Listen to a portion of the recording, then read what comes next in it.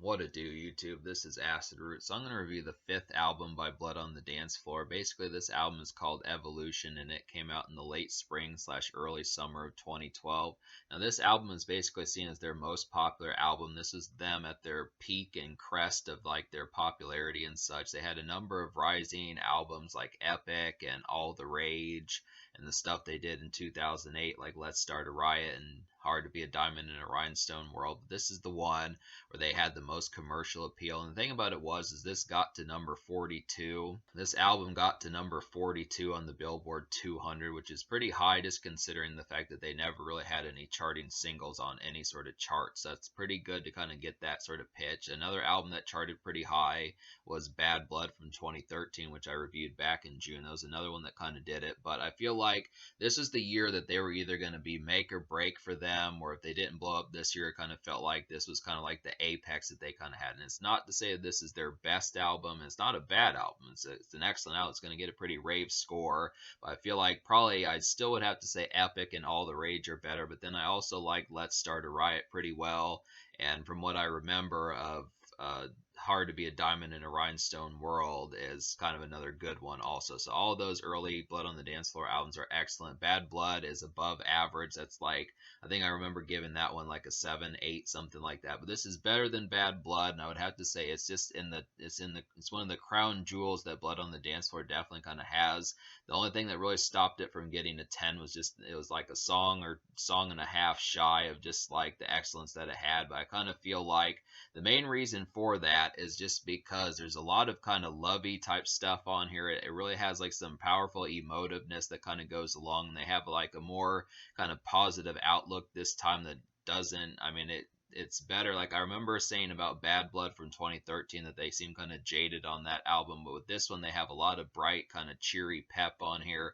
And it's not to say that that's a horrid thing because they do have some good concepts on this project, but there's some songs near the end of the album that just kind of have a lot more kind of upbeat kind of ness that doesn't quite suit them as much. It just kind of feels like it's the DJ Khaled and Puff Daddy type. It's kind of the more DJ Khaled and Puff Daddy, just kind of like blind ambience kind of feel of it that just gets kind of grating sometimes when it's just too overly peppy. But apart from that, I do feel like this is a pretty excellent album. Really rave. This album has some good features on here. It has Deuce on here. It has Joel Madden from Good Charlotte, which is a pretty nice pick, I would have to say, and it has some other folks on here that I don't know as well. Kind of similar to like the All the Rage album that had Lady No Grady on here. She's not on this project because she kind of had a falling out with them, but there are some folks that I'm going to have to look into to see what they're about.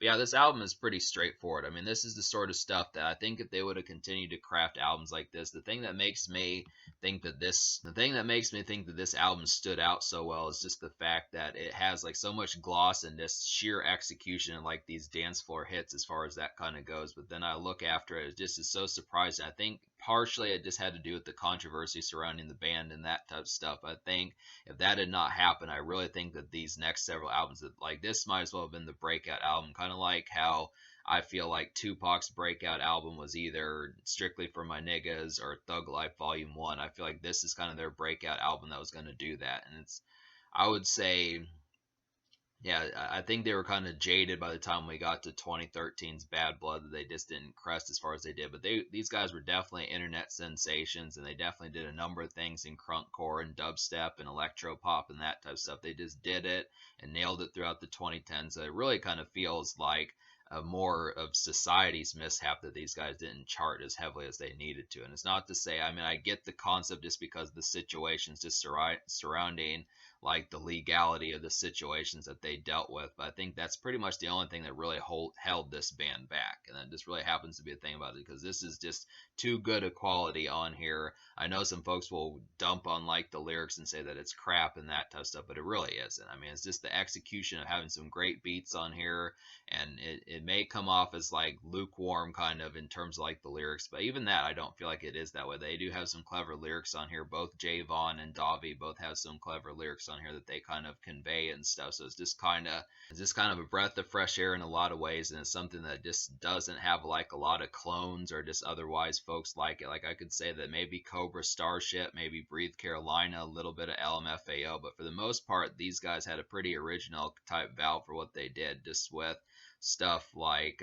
just in the emo pitch and the alternative pitch as far as that kind of went. It just really had some sounds that just needed to happen, and they were there for the MySpace days. They were definitely stock internet folks that did a lot of damage in that sort of sense. Just songs that, especially off the Epic album and All the Rage and some of those type moments, but then their 2008 albums were extremely good, and plenty of EPs that kicked ass too. So it's just kind of the concept is just like it's good to kind of be able to get some of these like albums and then realize that their discography is actually a lot better than folks who just stomp all over them in terms of in terms of sales and lyricism and that type of stuff. So it's just kind of to say, you look after it like, you have to question, when folks talk, when you get the standard folks that dump all over like crunkcore and that type of stuff, and you say, well, is it really better? I mean, which one is going to be the one that gets the more rave induced kind of stuff? And this is definitely an album that is pretty rave. Like, I definitely feel like it just has like a lot of pitch kind of energy and sheerness on it. So it's just like this is great weekend album, great for like the whole week. You could party Monday night, Tuesday night, Thursday night, Sunday night, whichever night that you want. And this really has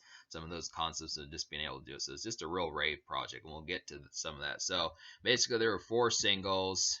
There were four singles on this project, and I wind up recommending to you three of them. So that's part of the reason why this album doesn't get a 10, but I still feel like the number of singles on here that are good is pretty quality. So the first single is Revenge Porn, and this came out in late 2011. Revenge Porn feels like vintage Blood on the Dance Floor. Definitely feels like something off of their Epic or 2008 days, something like that. It's very poppy dance gem, has a real snappy kind of pace and some good jive, and it's just great for a rave kind of night. Just really, if you complain about the fact that you miss Blood on the Dance Floor, if you complain about the fact that you miss Blood on the Dance Floor from like the Epic days and their MySpace days and some of that tough stuff, this is a great song for that sort of concept. It's real kind of classic vintage Blood on the Dance Floor in a lot of ways.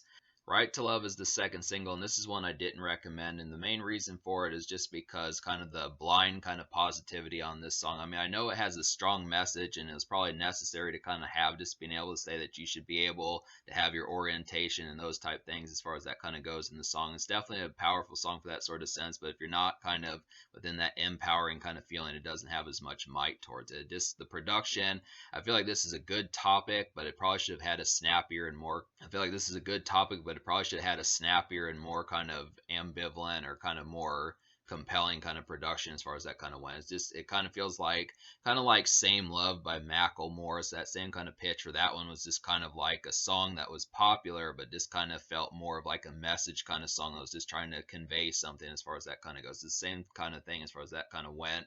But I look after it, it's a decent, it has a strong message, and it's good to kind of get some of these songs out there, but it's just not the most thrilling out of the songs on here to listen to. So that's kind of the thing. Unforgiven is the third single. This is like a nice, typical kind of electro dance bop. It's good for a regular night out, and it gets kind of extreme. This is probably one of the more paced kind of ones. Like Revenge Porn was a pretty nice paced one, but that one was kind of more of like a throwback song. This is kind of more in like the dubstep kind of format and kind of more in 2012 kind of times, not so much like retro in that sort of sense, but it is an excellent one. This is one of the best songs on the album, I would definitely say. Just an overall nice one as to how that goes. They need, I mean, really, this album is chock full of songs like this. So this is just peak form, kind of Blood on the Dance Floor, just excellent across the board, would have to say. The fourth single is Rise and Shine, and this is one that has Deuce on there. And the thing about this song is Deuce is on the song, but he just shows up and kind of does like hook background vocals at the end of the song. So he's only really on the song for like the last 15 or 20 seconds of it. But I do like the concept of getting it. It is pretty good pitch to have Deuce on there. I would have liked for him to have done a verse. I would have liked for Deuce to have done a verse, but I do like Deuce hooks and like hook vocals also, so I feel like Deuce can do that sort of stuff too, so I like the concept of getting that. But this is like a real nice slow groove kind of trance like bop, has a great beat on here, probably one of the better beats on the album, not the absolute best, but definitely one of the better ones. I would definitely say it's a soft core kind of dance song. It's a very thrilling kind of evening cut. This is kind of dubstep. I kind of feel like it's a thrilling kind of evening cut. This has that good kind of concept.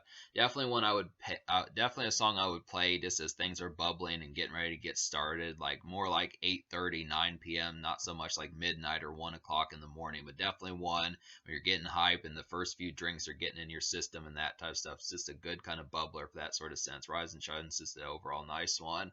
Real twinkling kind of beat that works real well. So yeah, there's 14 songs on here. So there's four. Like another thing about this album is that there's four interludes that kind of talk about love a lot, like the law of love and like love is the message and some of those type ones. So out of the 18 songs on here, four of them are skits. That narrows it down to 14 songs. So it's about the same size as All the Rage is. Not quite as large as Epic and not quite as large as, well, yeah, this not quite as large as Epic. But I would have to say out of the 14 songs, I wind up recommending to you 10.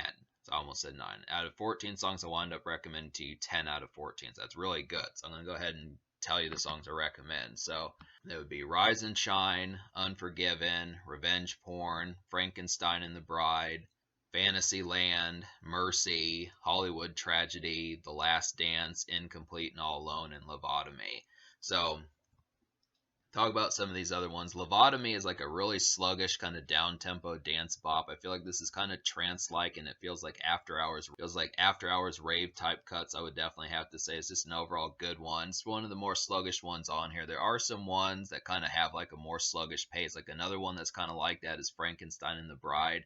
That one's a little bit more of like a slow dance cut, but then I feel like Lobotomy is definitely like a good trance type down tempo kind of one, just when things are starting to wind down and stuff. I would definitely say pretty good highlight on here would be like, I do feel like Frankenstein and the Bride is a nice one. This is like a twinkling kind of slow dance cut. It's definitely a very emo song. I like that concept. It's an emo kind of electro cut. It's moody, but it's also peppy and it has some good jive. So this is kind of one that I feel like maybe someone like Lady No Grady could have been on, but there's like a new chick on here called Haley Rose. I'm gonna have to see what she's about, but this is a good concept of one. It's kind of like a kind of off the wall kind of, I feel like Frankenstein and the Bride is kind of an off the wall kind of sing songy one that's just a little bit different. It kind of feels like a ballad just meant for the dance floor as far as that kind of goes. It just, the singing is not as pitched as some of the other ones on here, but that's kind of the point towards it. It's kind of like a freak show of a song, but it is kind of moody, and I do like the pitch of how that one kind of goes. One of the better beats on this album is Hollywood Tragedy. This is like a bubbling kind of William Control like gem. I definitely feel like William Control is a cat I reviewed last year. I'm going to get to some more of his music. He really kicks ass, but kind of is similar. There's like a cat on here named Sean Brandon that sounds very similar to William Control, so that's pretty cool. And then this is just kind of an electronic kind of perky cut. So I definitely like the kind of pounding kind of dubstep kind of beat on here. It's just a nice one.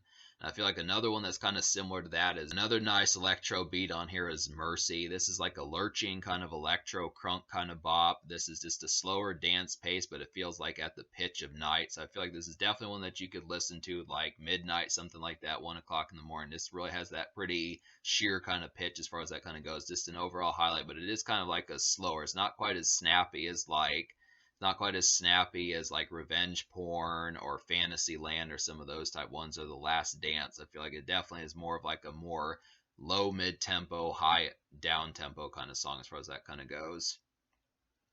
One of my more favorite songs on this album is The Last Dance. This is kind of a moody dance highlight. It's very pitched. It has an electronic rave type energy about it, and it's 2010 similar. It feels like something that Cobra Starship would do, or Breathe Carolina, something like that. It's really in that same sort of pitch. This really feels ripped out of 2011 or something. It's really nice to kind of get that one, but just the energy of this song is just very vibey and kind of affable. I definitely like the concept of how that one kind of goes. Just an overall highlight. It's very snappy a song, and this has like the energy of like Revenge Porn and Fantasyland and some of those type ones. Just really nails it pretty well. Another favorite one that I had on this project was Incomplete and All Alone. This is a dramatic kind of dance cut with a vibey aura, and this had a quick, fierce pitch about it. Really like the concept behind it. Joel Madden from Good Charlotte really fit this song. This worked extremely well for him. He did a great job with the hook. Davi did the hook later on, and he did a good job with it also. It's just an overall dramatic kind of one. It's not quite as frivolous as other dance songs, but it does work pretty damn well, and just that kind of melodrama of energy as to how that one kind of goes. So I like that one. It's kind of snappy. This kind of feels a lot more like it could almost be trance, but it's just kind of like a high mid tempo kind of song as far as that kind of goes. This really has like a gleaming kind of belly type beat on there as far as that kind of went. This real kind of electro kind of feel. And then another highlight is Fantasyland. This is vintage Blood on the Dance Floor right here. It's definitely an Epic throwback. Definitely reminds me of the stuff that they did on Epic. Just that quick kind of poppy type flow that's very similar to like songs like Bedrock and that type of stuff. Just that kind of late 2000s, very early 2010s type pitch as far as that kind of goes. It's a quick poppy kind of pace, and it's a rave kind of dubstep dance night kind of highlight, I would definitely say. I'm glad that Blood on the Dance Floor had a couple of songs that were just like epic. I'm glad that they remember that album, because some artists will not throw back to some of their more hit albums. They'll always try to outdo it, but they won't admit that that was a good time. So I'm glad that Blood on the Dance Floor isn't threatened by their previous albums and stuff. So I like that kind of concept as far as that kind of goes. Fantasyland and Revenge Porn are both some epic like songs, and I feel like there's just some overall great dance moments on here as far as this kind of goes. Plenty of them. I would say songs like Rise and Shine. I feel like Rise and Shine is kind of a party getting started kind of song. Mercy is kind of a pitch of the night, but still kind of mid tempo kind of one, slower pace. I feel like Hollywood Tragedy. I feel like Hollywood Tragedy is a bubbler.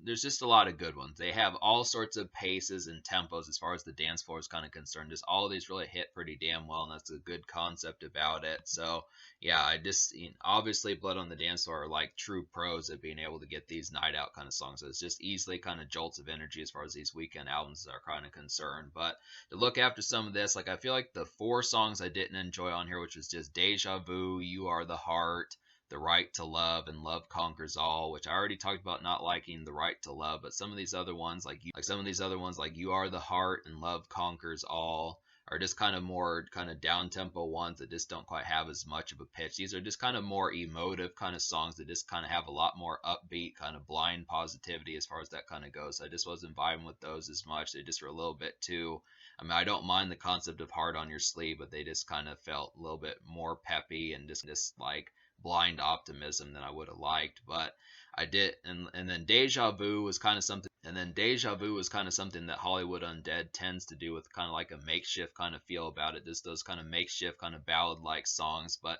the thing about Deja Vu is just the fact that it's makeshift, but they kind of keep it on the dance floor. So it's kind of like a dance floor song that you could listen to if somehow you could do that at like 3 or 4 o'clock p.m. when it's like the afternoon, you're getting off work in that sort of sense. It's just kind of an odd one, but I kind of feel like that's the pitch behind it. It just kind of reminds me of like being like a makeshift kind of daytime song, just being on the dance floor in like the afternoon or something. But it just didn't quite work as well. I didn't like the arrangements behind how that one kind of went. So that's kind of the thing. But me liking 10 songs out of 14, I'm gonna give this album like a 9 out of 10. It's pretty damn good. This is one of Blood on the Dance Floor's best. I like it more than Bad Blood. I like it almost as much as Epic and All the Rage. I'd say it's pretty much on about the same par as like Let's Start a Riot and it's hard to be a diamond in a rhinestone world. I mean, it completes like the saga of like the initial late 2000s to early 2010s Blood on the Dance Floor. So I'm looking forward to reviewing 2014's Bitchcraft. That's the next one I'm going to do. Just a good overall highlight. I'd say the social score I'll go ahead and give a 10 out of 10, just because there's just so many hits on here, so many moods and pitches as far as what to do with like some of these nights out, and as far as that kind of goes. They had some great singles, even a song with a message. They did have, like, you can at least say that they do have heart and they do have the right attitude. I mean, there's a lot of good emotions on this album. They're very affable and they're easy to connect with as far as that kind of goes. So even though I didn't wholesomely connect with like the blind kind of optimism, I do feel like it's at least encouraging, and it's kind of electric that they do kind of have that tone. But that's just kind of the thing about it. So I do like the concept behind that. It's just chock full of night out kind of fairs. This great stuff. It's just too bad that they didn't have like a makeshift kind of song that could have reached that kind of audience, because maybe that would have helped them a little bit. But I think that might have been actually The Right to Love. But I just didn't enjoy that one. But they did at least, yeah.